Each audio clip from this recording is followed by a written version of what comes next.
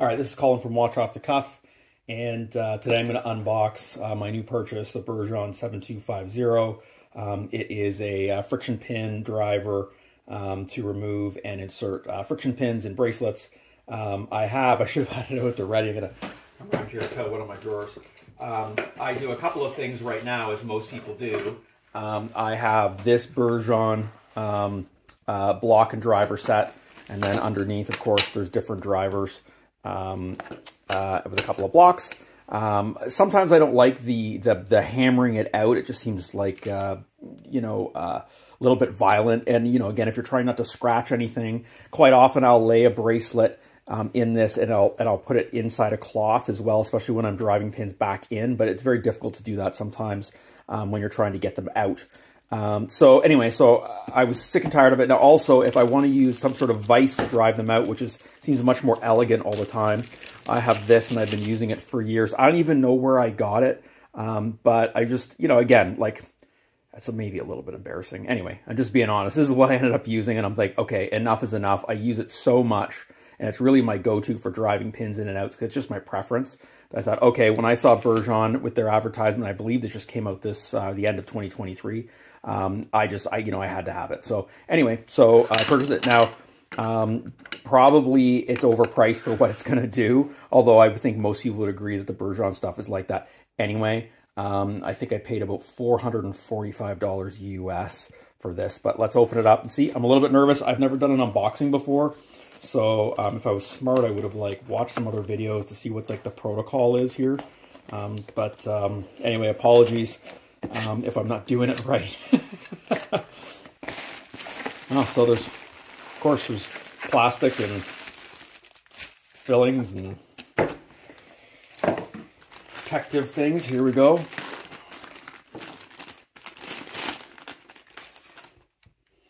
Well, I feel like, which is a good sign, I think, that it looks bigger than I expected from the pictures.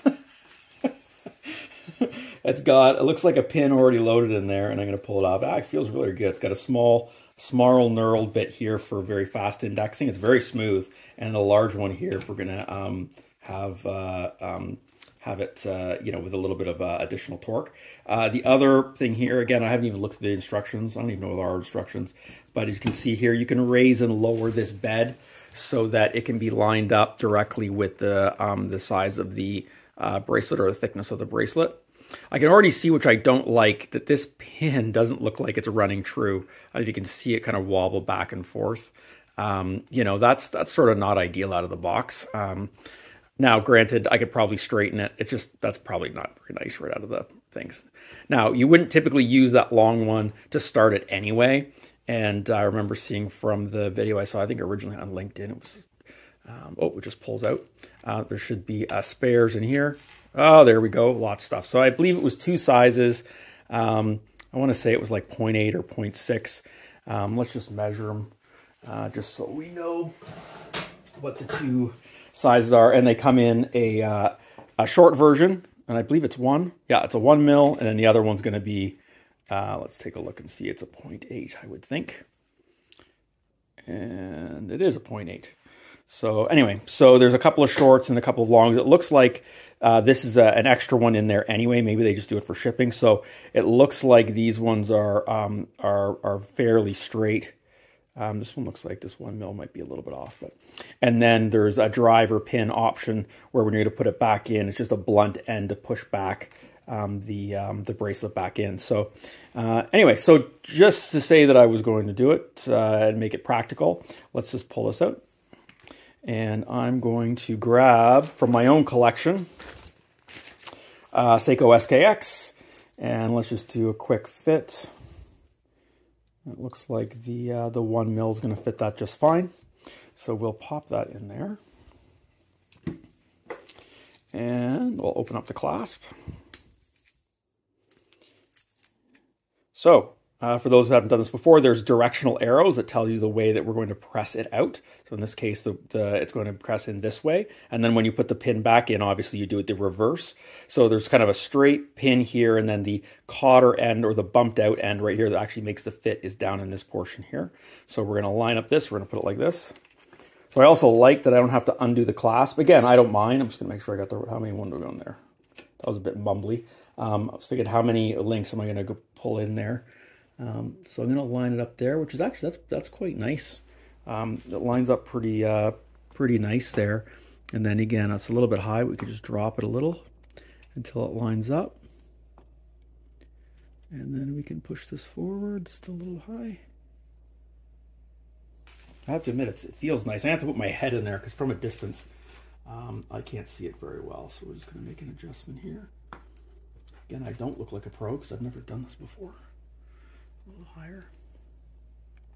There's a gap there too, so it does kind of flop around. It isn't too brutal. Like there's a groove here so that this thing goes here. So this link, especially the short link, tends to flop around a little bit, I'm finding. But anyway, we push that out like that. Look at that. We'll back that out. Back it out a long way so we can see it. And then there's our friction pin that's come out. Out it comes. So let's put it back in and we'll use the driver pin. My hands are probably 100% in the way. So we've got our pin out there. And then we're going to press it back in for now. This SKX bracelet is a little bit jangly. It's a little bit cheap feeling, but I don't know. Some people hate it. I think it's part of the charm of the SKX. But anyway, there's always people that lose their minds. I'm gonna bring this forward here. Guess I could use this little groove here to help me get it out. And then we'll use the blunt side. I just used it right there. Is I've got that index so I can kind of pull this out with a fingernail, which is quite nice. And on top of that, which I didn't realize, is that it appears to be magnetized. What's in there? Although I'm surprised, because usually we try to keep magnets away from watches at all times, but okay, you know, whatever, I'll trust you, Bergeon. So we'll line it up again inside the brace, inside the holder here. Try to keep my fingers out of the way so everybody can see.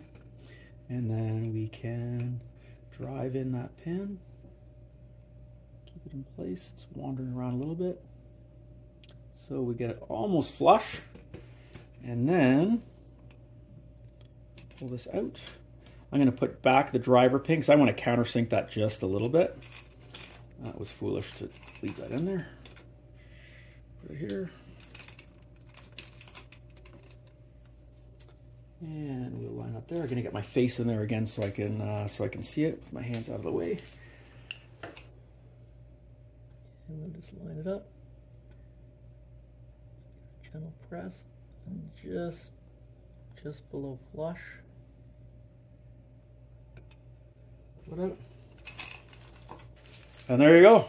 So yeah, that seems a far cry from me having this balanced on the bench here and then having this up like this and trying to hold it in front of customers. That's really cool. Yeah, I think I'm gonna enjoy it, and it certainly is nice to the touch. It's going to do the job. I mean, we're not talking about a complicated job anyway. But anyway, that is the Bergeon 7250 bracelet pin remover. Hope you enjoyed it.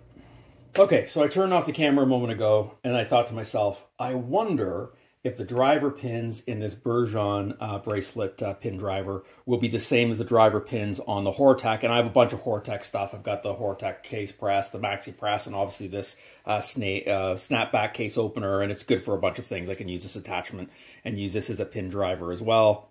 You pop it in this side here, and then you can use this side. You can use it as a driver, very similar to the Bergeon here that I've got here, but it's just sometimes it's difficult to get the bracelet to sit here right, and I'm not a big fan of this Delrin attachment on here. Anyway, so I thought to myself, okay, well maybe the shank portion on here is going to be the same, and if I wanted to have something other than a 1 mil or a 0.8, like something smaller, for example, these go all down all the way to 0.4, that I could use them interchangeably. So I figured I would check that out. So here we've got the shank on the Bergeon. It's 2.5 millimeters.